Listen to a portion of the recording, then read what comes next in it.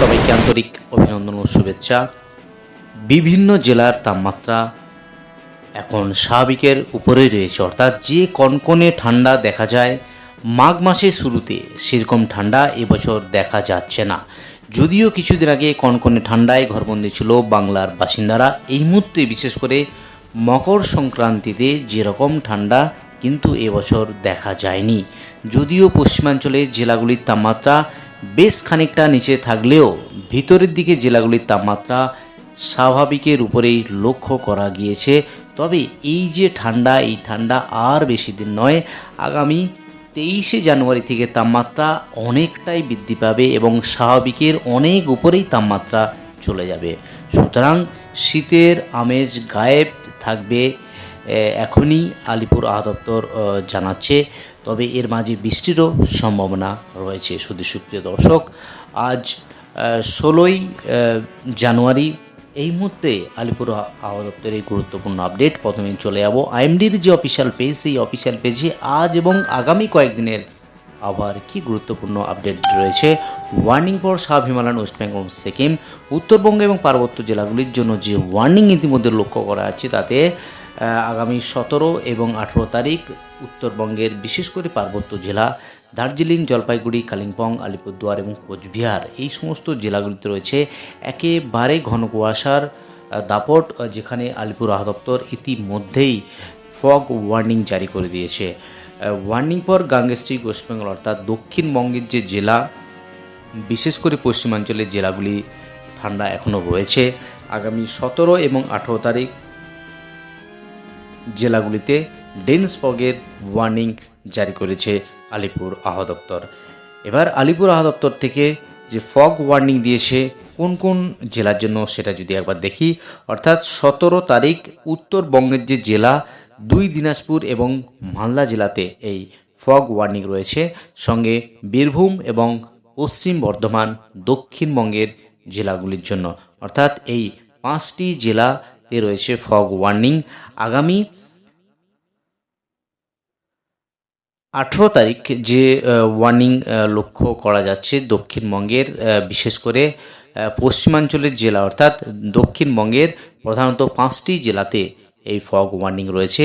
বাকি উত্তরবঙ্গের 2টি জেলা ছাড়া বাকি সমস্ত জেলাতেই এই ঘন কুয়াশার ওয়ার্নিং দিয়েছে আলিপুর আবহাওয়া দপ্তর।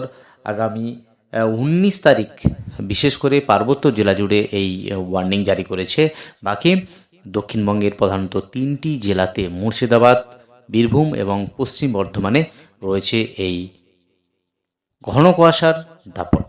এবার একবার চলে যাই যে দক্ষিণবঙ্গের জেলাভিত্তিক পেজে, সেখানে আজ এবং আগামী কয়েকদিন আবার কি গুরুত্বপূর্ণ আপডেট দিয়েছে একবার দেখে নিচ্ছি।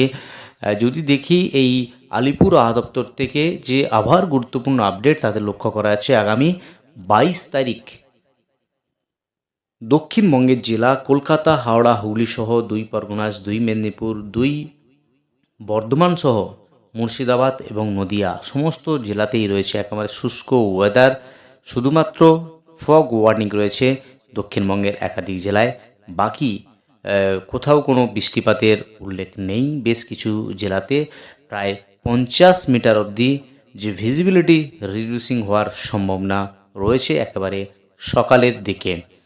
যদি নর্থ বেঙ্গল জেলার পেজে যাই, সেখানে আজ এবং আগামী কয়েকদিনের আবহাওয়ার যে গুরুত্বপূর্ণ আপডেট, তাতে লক্ষ্য করা আছে আগামী 22 তারিখ নর্থ বেঙ্গলের বিভিন্ন জেলাতে ড্রাই ওয়েদার কন্ডিশন থাকবে। সকালের দিকে 2-1 জায়গায় কুয়াশার যে ওয়ার্নিং দিয়েছে ইতিমধ্যেই আলিপুর আবহাওয়া দপ্তর, সেই আগামী 18 এবং 19 তারিখ, 17, 18 এবং 19 তারিখ দক্ষিণবঙ্গের বেশ কয়েকটি জেলাতে রয়েছে, সঙ্গে উত্তরবঙ্গের বিশেষ করে পার্বত্য জেলা জুড়ে এই ফগ ওয়ার্নিং দেখা দিচ্ছে। এবার আলিপুর আবহাওয়া দপ্তর থেকে দেখে নেব আগামীকাল, অর্থাৎ 17 তারিখ সর্বনিম্ন তাপমাত্রা কোথায় কত, সেটা একবার দেখে নেব। আলিপুর আবহাওয়া দপ্তর থেকে যে আবার ন্যূনতম অর্থাৎ সর্বনিম্ন তাপমাত্রার যে আপডেট, তাতে লক্ষ্য করা যাচ্ছে পুরুলিয়া 10, পশ্চিমাঞ্চলের জেলা আসানসোল 10, শান্তিনিকেতন, শ্রীনিকেতন 8 এবং 9 ডিগ্রি, বাঁকুড়া 9 ডিগ্রি, বিষ্ণুপুর 9, এদিকে মেদিনীপুর 10, সঙ্গে বর্ধমান 11, কৃষ্ণনগর 10, দমদম 12, 13 এবং আলিপুর 12 ডিগ্রি।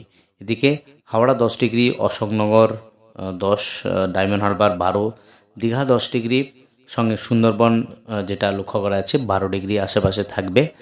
আর এদিকে মালদা, রতুয়া 9 ডিগ্রি এবং উত্তরবঙ্গের যে জেলা বিশেষ করে দার্জিলিং 4, কালিম্পং 8, শিলিগুড়ি 13, রামসাই 9, জলপাইগুড়ি 8, 9 এবং কোচবিহার 9 ডিগ্রি। তো এই হলো দক্ষিণবঙ্গ এবং উত্তরবঙ্গ জুড়ে যে সর্বনিম্ন তাপমাত্রার আপডেট করলাম। এবার আলিপুর আবহাওয়া দপ্তর থেকে একবার দেখে নেব গত 24 ঘন্টায় সর্বনিম্ন তাপমাত্রা কোথায় কত ছিল। আলিপুর আবহাওয়া দপ্তর কী জানাচ্ছে একবার দেখে নিচ্ছি।